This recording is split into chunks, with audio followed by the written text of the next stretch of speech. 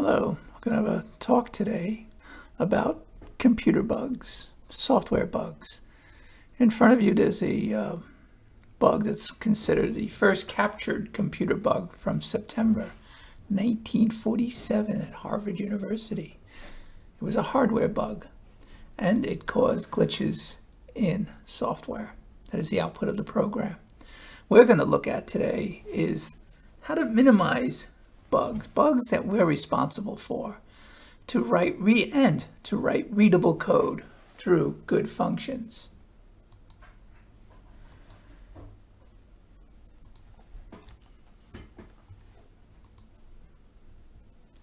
All right, so one of the things we'll look at are adverse side effects. But if you have an adverse side effects, what is a better one? Well, a positive side effect. Well, here is z equals 2 times 4. The side effect, whether it's compilation time or runtime, in this case it would is z equals 8. And that's a side effect we're looking for. All right, so when you examine the next piece of code, very small fragment, I'm going to ask, what do you expect to see? And you can pause here and think about it. So you could pause and think. Oh, this is the actual output of the code. Spider-Man, who expected to see him? There, I mean, you look at the code, even now, there's nowhere is there a hint that the user's name changes to Spider-Man. None whatsoever. All right, so that's the big question, how? And of course, can we prevent it? First, in this piece of code, you didn't see it because this program is so large in our imagination. It's large, and buried somewhere at the top of the code was a global variable called user.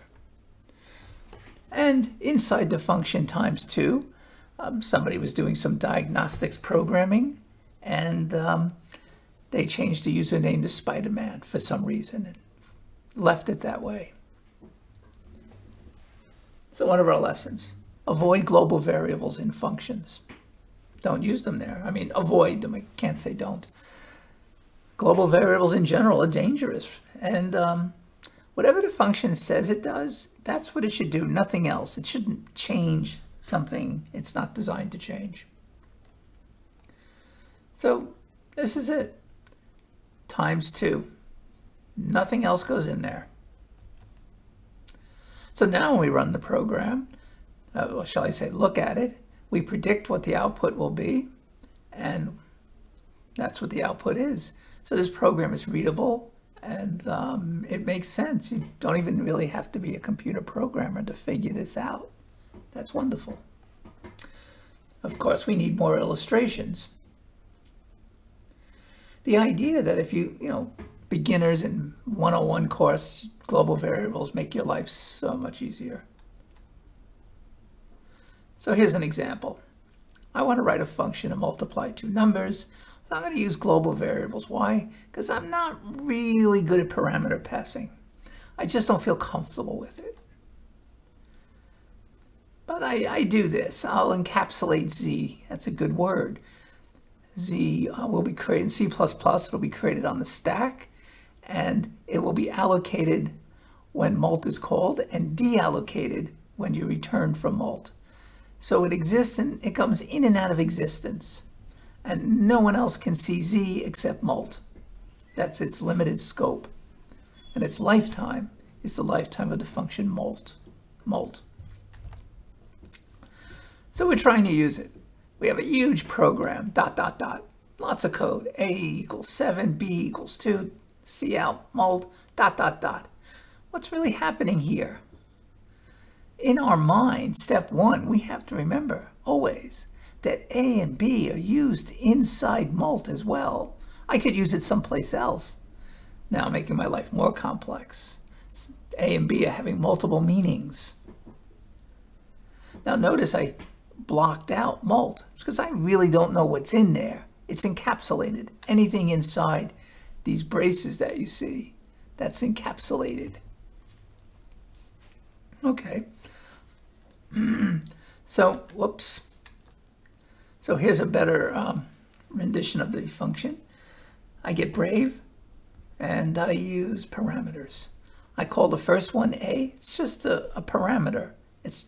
No one really cares what you call it. You usually pick things that make sense, but we'll call it A. Could have called it X.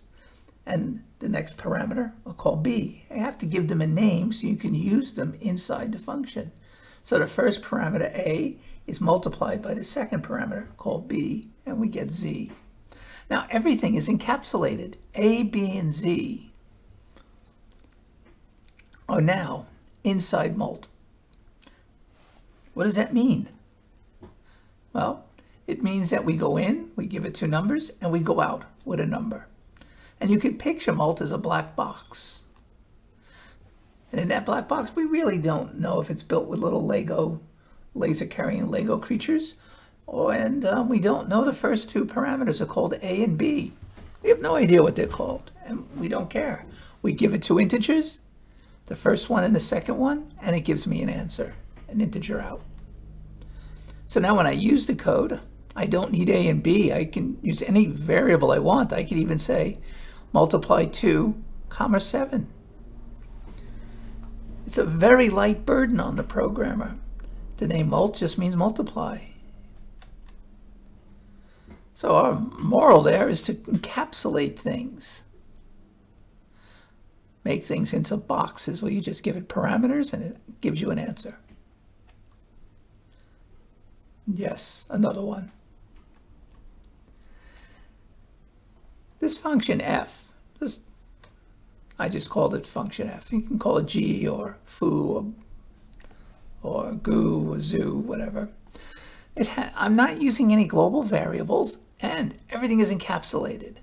Let's see what happens. I mean, when I run this, I think I'm going to get the same answer twice, but I don't.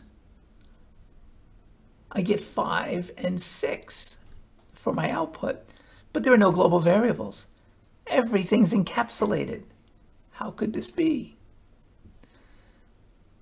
There's a creature, a word, called static. When you say a variable is static, it's allocated for the lifetime of the program. You say run the program, the variable is allocated, and it exists. Unlike a regular function variable that are stack-based, that are allocated and deallocated when you use the function and return. So here I put the word static in front of the variable integer hidden, and I'm using the word hidden to say that, well, it's encapsulated. No one really sees it. I could have called it anything I want, even x. Initially, hidden is set equal to 0. And every time I call the function f, it's only initialized to 0 once. The next time I call the function, if you look at the last line, it says hidden plus plus. So every time I call the function, I add 1 to hidden, add 1 to hidden. So I'm constantly incrementing that variable. So now we have a requirement. We're going to have this idea of a pure function. Don't care what you do in it, but none of the inputs should be hidden. No secret variables like A and B. Everything is in a parameter. Everything is exposed. No secret outputs like a global variable equals 10 or something. No global variable outputs because you can't see them. And number 3, when you write the code, a given input must always yield the same output. Going back, f of 4, and the next time you use the function f of 4, it should give you the same number. Whatever that number is, it should be the same. In this case, 5. So here's a pure function. What's coming in is x. What you're manipulating is x. One thing comes out. There are no global variables used. In fact, it doesn't retain any history.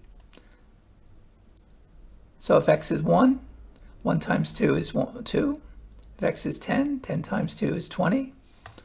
You always get the same answers with the same x. The same here. This is a pure function. So what is it? What is our lesson maybe? It really is, in any large program, that anything you write, there's probably going to be some bugs of some sort in your code. But good practices are very important. So for those who are at the intro level, I highly recommend learning how to write functions and just use them for pretty much everything. All right, hope you enjoyed this.